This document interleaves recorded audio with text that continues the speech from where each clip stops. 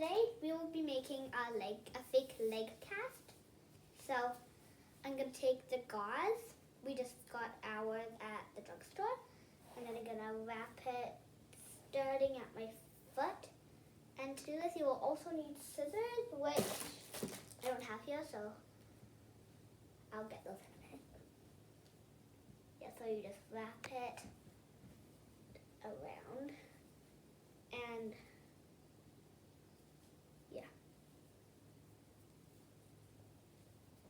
Okay, so now I got it, and now you're gonna pick a color. I got these off of Amazon, and I think I'm gonna use this purple because it's my favorite color. And then you're just gonna wrap it all around, making sure it's not too tight. And if you have tons of wrinkles, don't worry because then this cast will just go over. And you will want to do like more than one layer to make it look more realistic.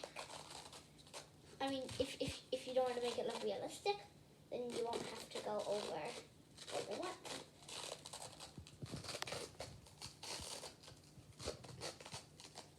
Okay, so now you can tail it, but it's a little hard if you're a kid doing it. And now it looks pretty real. And you can also choose to do a stripe or stripes. Like so. I think, yeah, I'm gonna do just a little stripe. Just to make it look fun. However, if you do add stripes, it makes it look a little less realistic. And so yeah, that's how you make a cast. And I also have some clutches. We bought them off of Craigslist. And yeah, I'm gonna go use those because this was fun because it would make it look like I actually have a broken leg. Gwen, time to get ready for school.